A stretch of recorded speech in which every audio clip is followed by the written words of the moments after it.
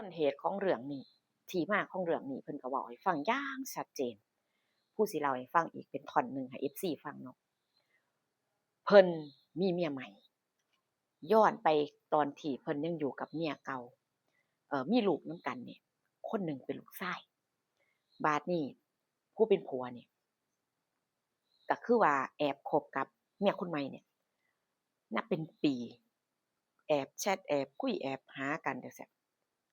เป็นเวลานานแล้วก็ตัดสินใจถิ้มเมียเก่าเนี่ยไปอยู่กับคนใหม่เมียเก่านี่อยู่แบบคือความตรอมใจตรอมใจที่ผัวนี่เออแอบไปหาคนใหม่แล้วก็รู้ว่าผัวนี่มีผู้หญิงคนใหม่ลูกชายเห็นเนาะลูกชายเห็นก็แบบเสียใจหลายเสียใจว่าเป็นหยังพ่อคือเฮ็ดแบบนี้เป็นหยังพ่อคือทำร้ายจิตใจคนที่รักแบบนี้จังซี้นะแล้วก็เก็บฝังใจมาเป็นเวลานาน แล้วทีนี้พอถึงเวลาที่พ่อถิ้มครอบครัวนี้แต่ว่าโชคดีลูกนี่ใหญ่แล้วมีงานมีการทำเรียนจนจบแล้วจังซี้เดะพ่อก็เลยว่าภาระทุกอย่างบ่ต้องมีหยังที่แบบที่ต้องห่วงแล้วจังซี้นะเออก็เลยตัดสินใจถิ้มเมียไปอยู่กับคนใหม่ไปสร้างฐานะอยู่กับเขาจังซี้เมียนี่อายุยังน้อยกว่าเมียคนเก่าหลายหน้าตาดีพร้อมก็คือว่าล่ะนะคนสิเฮ็ดให้แบบว่าให้คนคนหนึ่งถิ้มครอบครัวไปได้ต้องมี1ความสวยข้อดีก็สิมีหลายอย่างเฮ็ดให้เขาหลงใดๆนั่นล่ะเว้าง่ายๆซะพอทีนี้พอเป็นแบบนี้แล้วพ่อนี่แยกตัวออกมาอยู่กับผู้หญิงคนใหม่เออเพิ่นก็สิมีอ่าหน้าที่คือทำงานเป็นยามอยู่บริษัทแห่งหนึ่งแล้วก็ผู้เป็นเมียนี่ก็ทำงานโรงงานธรรมดาคือหมายถึงว่าช่วยกันทำมาหากินเหรอวะหมายถึงว่าช่วยกันทำมาหากินเลี้ยงปากเลี้ยงท้องเออยามเช้า8โมงจั่งซี้เมียก็สิไปเฮ็ดงานยามแลง6โมงแลงเนี่ยผัวก็สิไปทำงานมันสิเป็นเวลาคลาดเคลื่อนกันอยู่ทำงานคนละกะคนละเวลาซะเว้าง่ายๆบัดทีนี้เลาว่ายามมื้อแลงนี่ผัวก็ไปทำงานเมียก็กลับมาบ้านมาพักผ่อนเป็นเวลาของไผของมันมีวันหนึ่งลูกชายนี่ขับรถขับรถเลิกงานแล้วขับรถมาบ้านมาบ้านพ่อที่อยู่กับเมียใหม่เนี่ยก็รู้ดีว่าเป็นเวลาที่พ่อบ่อยู่แต่เขาก็จงใจมาเหตุผลแรงจูงใจนั่นก็คือมีจุดประสงค์สิมาหาแม่เลี้ยงเพิ่นมีจุดประสงค์ในใจว่าซั้นเถาะมาฮอดก็มาเรียกอยู่หน้าบ้านแม่ก็เลยไปเปิดประตูก็เลยเอิ้นเขามาบ้านเพราะว่าตัวเพิ่นเปียกเดะเพิ่นตากฝนมานี่ฝนตกแรงขนาดมื้อนั้นก็เลยว่าไปจังไดมาจังไดคือได้มาฮอดพี่เพราะว่าอยู่ไกลกันเดะลูกนั่นว่าอันเลิกงานพอดีแล้วก็เลยแบบเป็นทางผ่านก็เลยแวะมาคิดว่าสิมาหามามีธุระมาคุยกับพ่อสักแป๊บหนึ่งบัดนี้แม่ว่าพ่อบ่อยู่พ่อไปทำงานเพิ่นสิเข้ากะช่วง6โมงแลงเลิกก็สิเป็น6โมงเช้าแล้วถ้าเกิดว่าธุระอิหยังก็จงค่อยมาก็ได้เด้อเพราะว่าเพิ่นบ่อยู่ที่หนูว่าไหนๆก็มาถึงแล้วมันเปียกขอเข้าไปได้พักในบ้านก่อนได้บ่ฝนซาแล้วจั่งสิกลับเพิ่นว่าแล้วบัดนี้เพิ่นก็เข้ามาในบ้านแม่เลี้ยงก็อนุญาตให้เข้ามาเนาะก็เข้ามาก็มา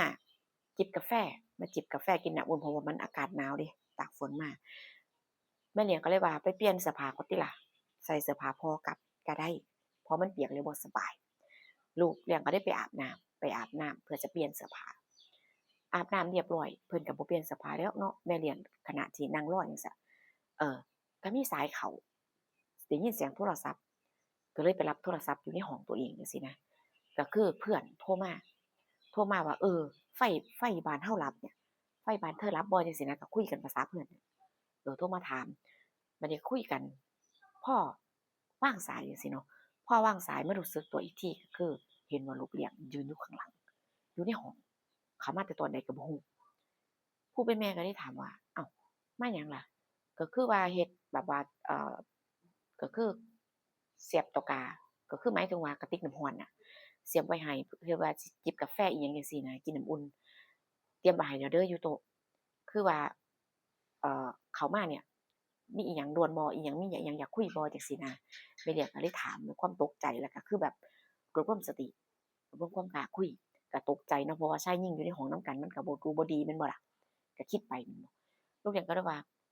บ่อยากกินน้ำอุ่นอยากได้ไออุ่นจากสิ่งอื่นมากกว่าแล้วก็เว้าแบบน้ำเสียงแบบหนักแน่นอยากได้ไออุ่นจากสิ่งอื่นมากกว่าที่จะกินกาแฟหรือว่ากินน้ำจังซี้นะพอเว้าแล้วก็เดินเข้าหาเดะเดินเข้าหาแล้วก็คือแบบว่าความคิดของคนเนาะตั้งใจมาโดยแท้นะว่ามาเพื่อสิ่งนี้ก็คือบ่รอช้าบัดทีนี้พอเดินเข้าหาเนาะประชิดตัวจังซี้ก็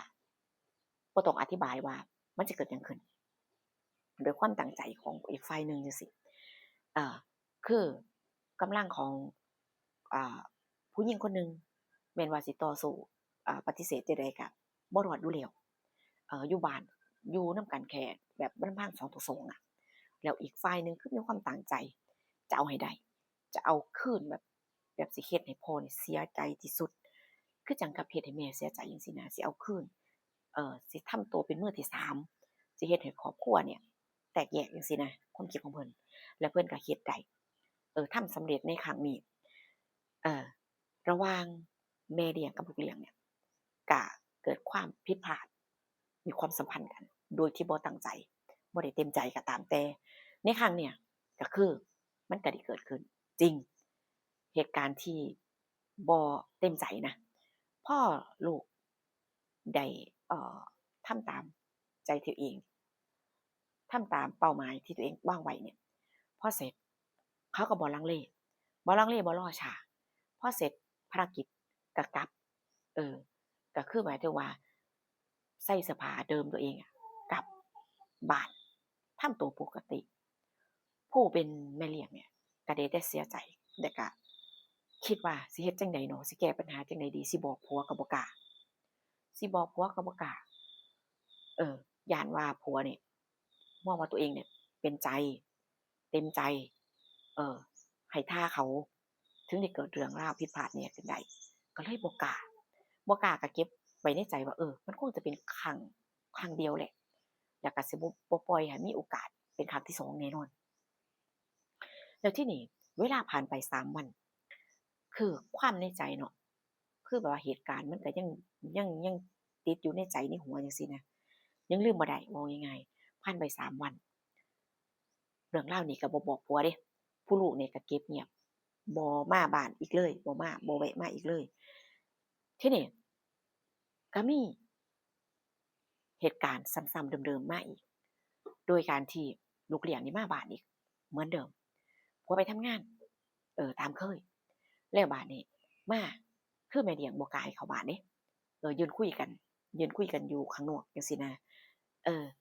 ก็คืออยู่นอกบ้านจังซี้ยืนคุยกันยืนเว้ากันบัดนี้ลูกเลี้ยงเลยว่ามีหลักฐานสิพ่อสิแบบว่าเอาเรื่องเนี่ยไปบอกพ่อได้ถ้าบ่ยอมถ้าบ่ยอมสิบอกพ่อให้เบิดเลยว่าเฮาเคยมีอิหยังกันบ่ว่าเอ่อครั้งนั้นสิเต็มใจหรือบ่เต็มใจก็ตามแต่ผู้รับฟังแล้วจั่งใดนี่มันก็ต้องมีแผลในใจแหละถ้าฮู้พอได้ยินแบบนี้ก็ก็ต้องทำตามที่เขาต้องการก็เปิดประตูให้เขามา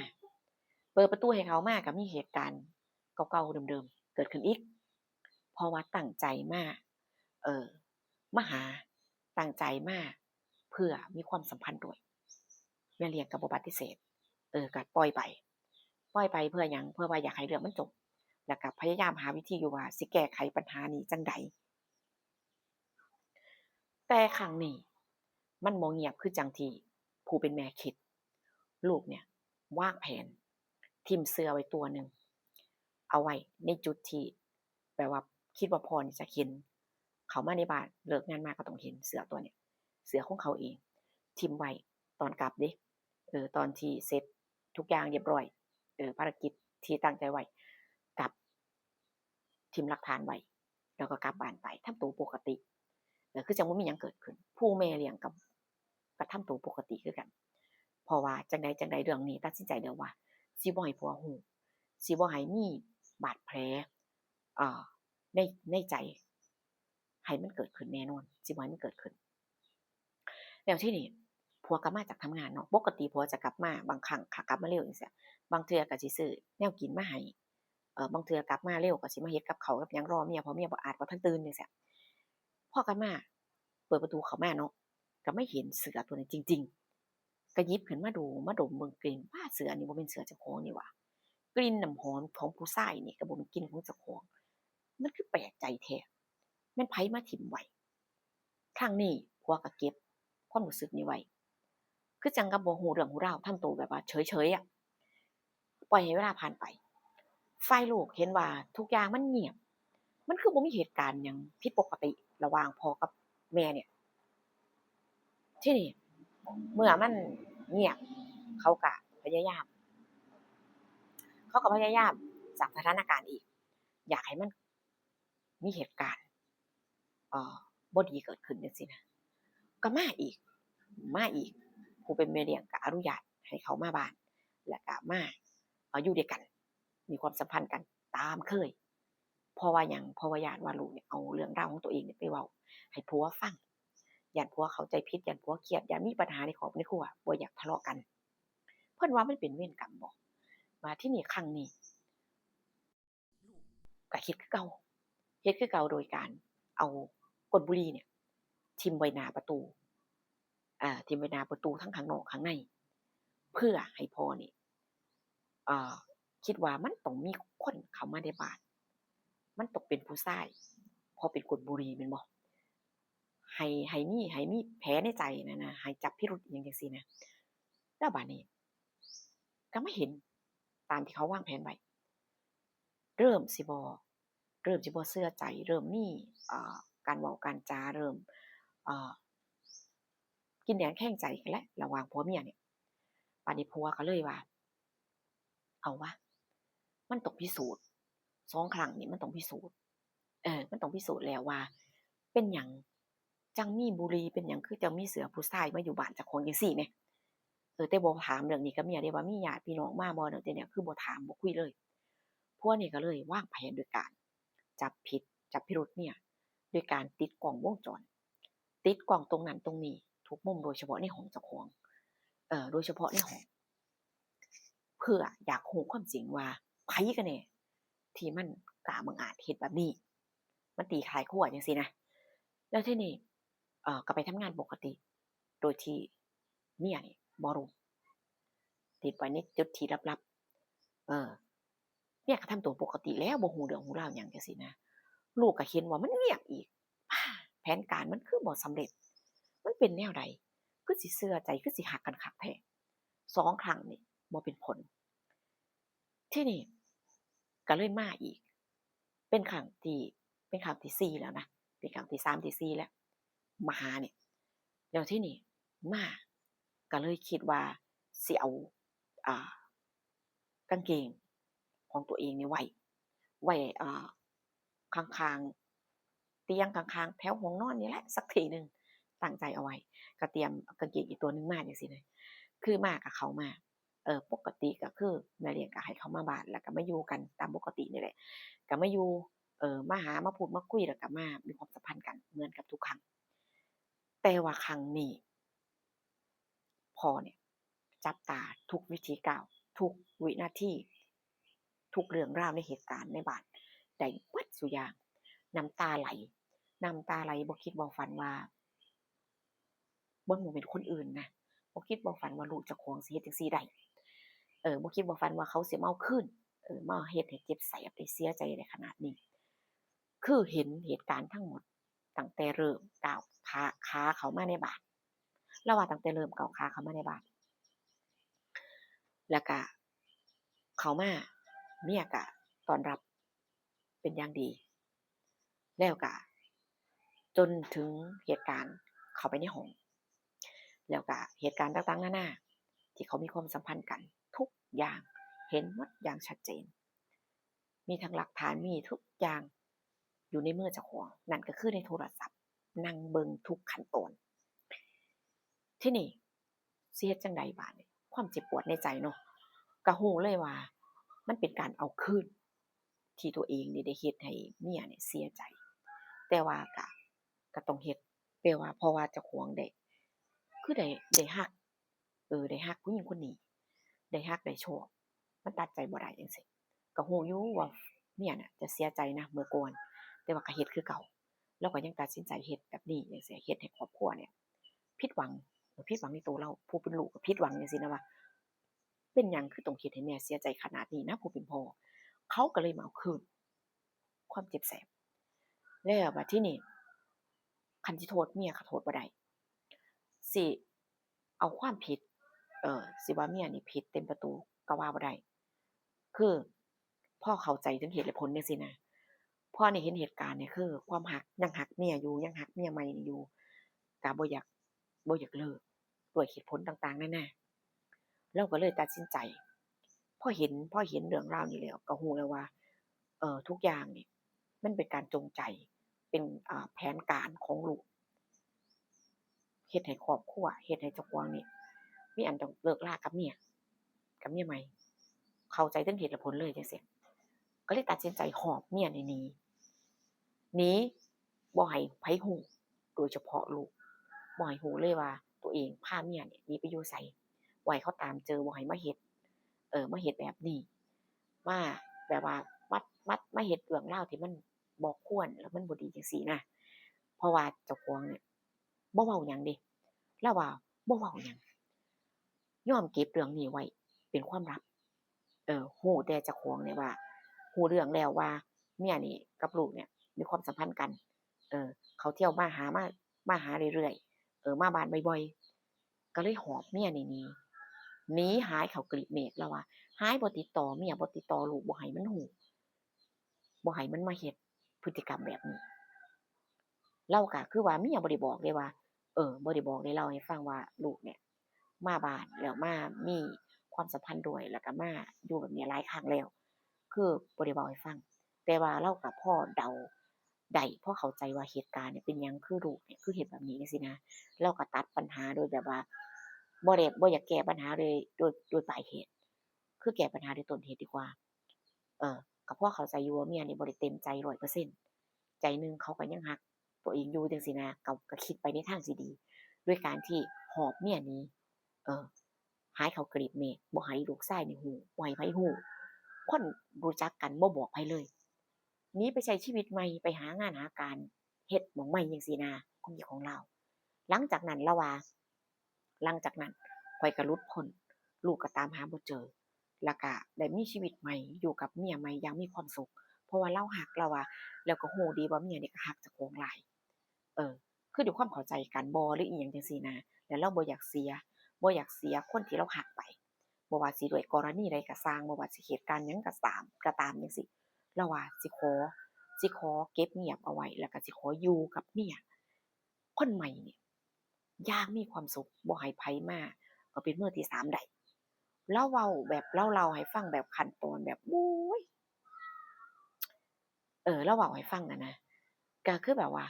ก็เห็นอกเห็นใจอยู่เดะเนาะเรื่องนี้ที่นำมาเล่าที่เอามาเฮ็ดสร้างสรรค์ขึ้นก็เพื่อให้เป็นข้อคิดอุทาหรณ์ อย่าไปฝังจิตฝังใจอย่าไปเฮ็ดในสิ่งที่มันบ่ถูกบ่ควรบ่ว่าสิเอาคืนในด้านใดก็ตามบ่ว่าสิเฮ็ดแล้วมันสบายใจอิหยังก็ตามมันเป็นสิ่งที่บ่ควรและเป็นสิ่งที่บ่ดีบ่เป็นบ่บ่แม่นสิ่งที่ควรปฏิบัติจังซี้นะ